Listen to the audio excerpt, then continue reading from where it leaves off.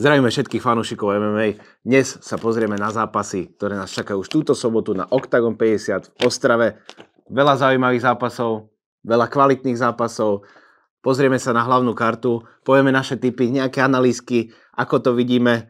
A dnes som si zavolal tu na kolegu zo športu, Majka, ktorý samozvaný odborník na MMA. Ďakujem pekne za pozvanie. Nenazval by som sa úplne odborníkom. Som tu skôr za hlas ľudu a okom, môžeme povedať laika, sa pozriem na to ja. Ty tam máš trošku podrobnejšie informácie, takže myslím, že bude z čoho vyberať. Prvý zápas na hlavnej karte máme Honza Široký, domáci Ostravák versus Stefano Katakoli. Ako vidíš tento zápas? No tak Honzo určite by mohol využiť práve to domáce prostredie. Na jednej strane 34 rokov, na druhej strane 24-ročný mladík, ktorý ale svojou výbušnosťou určite môže prekvapiť. Tie kurzy sú ale nastavené tak, že je favoritom práve ten domáci fighter. Ja by som to tak jasne nevidel. Postojar versus Zemiar. Keď si pozrieš nejaké Stefanové zápasy z minulosti, mal práve problém s takýmito zápasníkmi, ktorí vyslovene išli po tej zemi, išli po tých takedownoch, čo Honza Široký je tým známy, takže ja si myslím, že ho už to buď na pletive alebo na zemi. A odporúčal by som tipérom kurz 1,73. Využiť ho, je to pekný kurz, domáci Ostravák, skúsený borec. Ja by som išiel takto. Druhý zápas na hlavnej karte. Rafael Xavier versus Dan Viny. Ako vidíme tento zápas? No, opäť je to konfrontácia v tomto prípade ale zahraničných fighterov, kde kurzy sú ale jednoznačne nastavené práve v prospech brazílskeho bojovníka. Čiže v tomto zápase asi to bude jednoznačný proces. Nemyslíš, že prekvapenie príde? V tomto zápase rozhodne nie. Skôr v tom zápase predtým, kde si ma samozrejme svojimi analýzami sfúkol hneď, ale v tomto zápase myslím, že tie kurzy sú nastavené správne. I keď na strane práve fightera z Veľkej Británie tie štatistiky sú o niečo bohatšie, ale myslím, že Brazílec nepripustí prekvapenie na úkor favorita. Uvidíme. Dan Viny je zápasník, ktorý, jak si povedal, Zemiar. Videli sme v predchádzajúcom zápase so Škôrom, že vyslovene išiel po tej zemi, vyslovene chcel nejakú submisiu tam dať, čo sa mu nakoniec aj podarilo. Lenže Škôr vyslovene Postojar, ktorý asi má problémy ešte s tou zemou, čo sme aj videli. Ale tu nám máme na druhej strane Xaviera, veľký, silný, dobrý aj na zemi. Brazílčania sú známi svojim jiu-jitsu.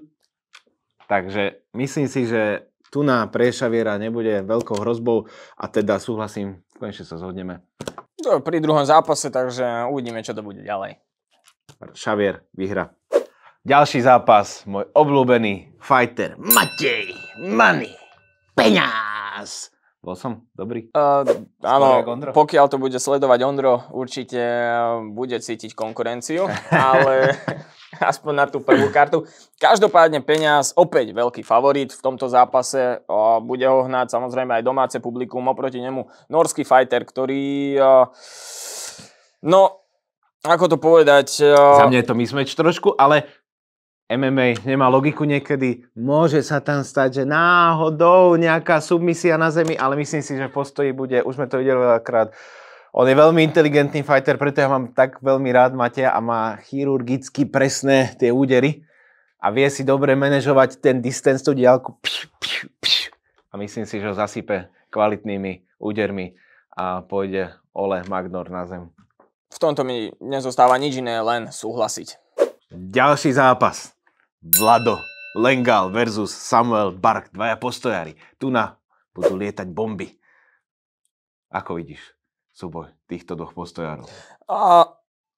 Kurzovo je to naozaj vyrovnané. Favorit tam rozhodne nie je u mňa, ale rozhodne je to domáci fighter, pretože ako už spomínal aj v rozhovoroch predtým, je naozaj fantasticky naladený na tento zápas.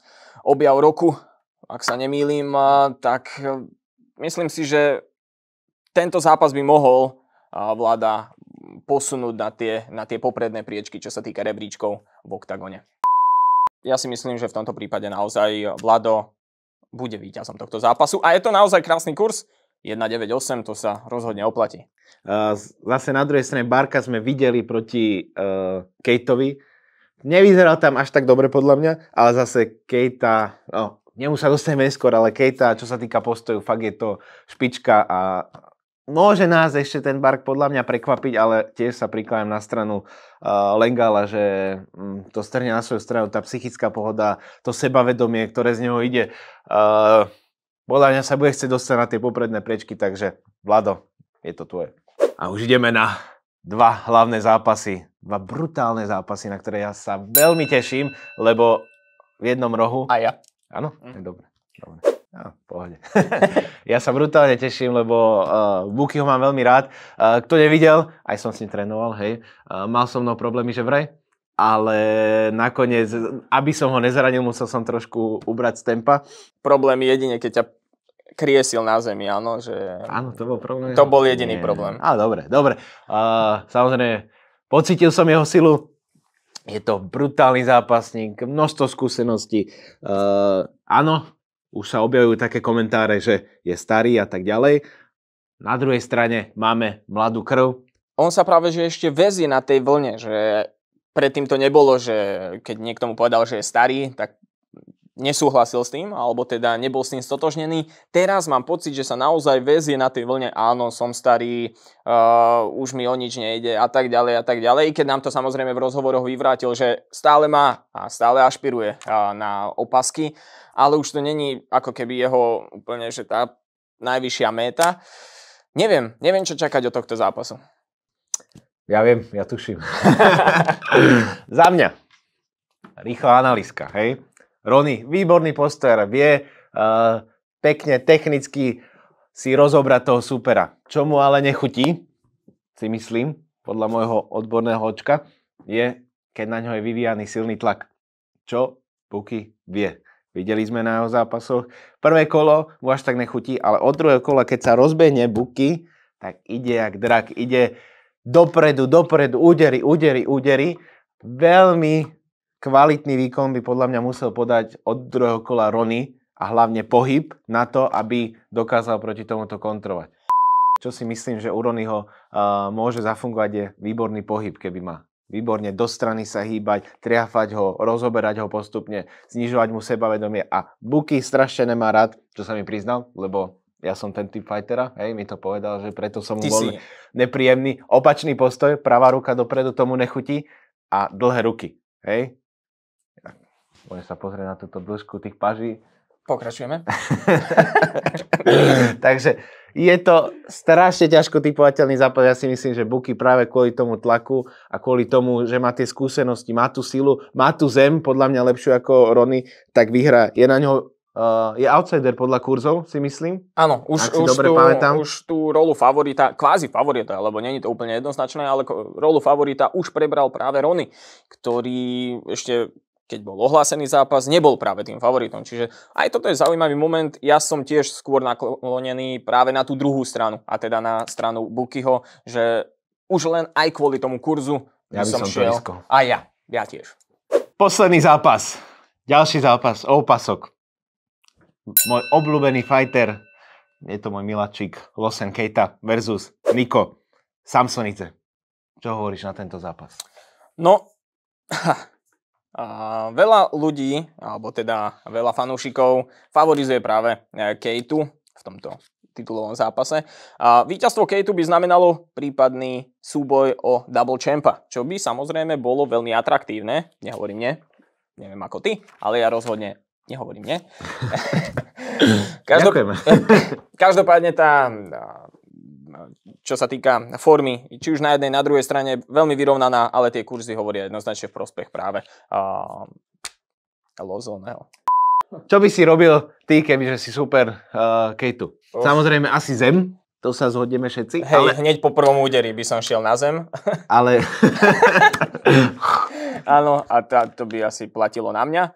Niko má šancu, je dobrý, vie ukončovať na zemi, ale na to, aby si Keitu ukončil na zemi, podľa mňa musíš ho ty strhnúť na zem. V jeho zápasoch zatiaľ, čo som pozeral, nevšimol som si, že by Niko mal taký ťah na zem, že by išiel, zobral toho supera, dal mu ten takedown, niečo tam porobil na tej zemi. On skôr, keď príde nejaká šarvátka, nejaká situácia, že zo spodu submisia, alebo že má toho už supera načatého, vtedy vie dať submisiu, ale myslím si, že aj on má rád zápasy v postoji a s Keithom krásne on strieda spotky, vrch, kopy.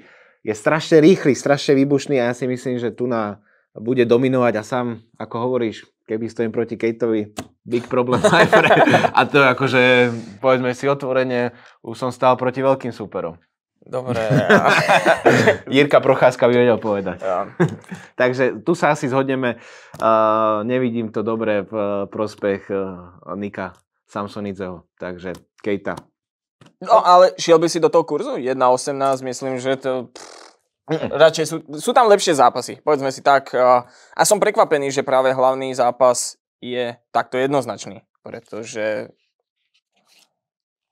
tie kurzy, skôr by som si vedel predstaviť hlavný zápas práve Ronnieho s Bukim. Ale sám povedal Keita, že chce ísť do tej nižšej váhovky. Oni zase v tej vyššej váhovke chcú ísť o titul, takže... tak to som ja, by som hovoril, že ktorý zápas má byť hlavný a ktorý nie. Sú tu promotéri, ide im to dobre, takže nejdeme im do toho tak presne tak, preto nemám svoju organizáciu. Toto sú naše tipy, dajte nám do komentu, či s nami súhlasíte, či nie, ako to vidíte vy a tešíme sa teda na turné.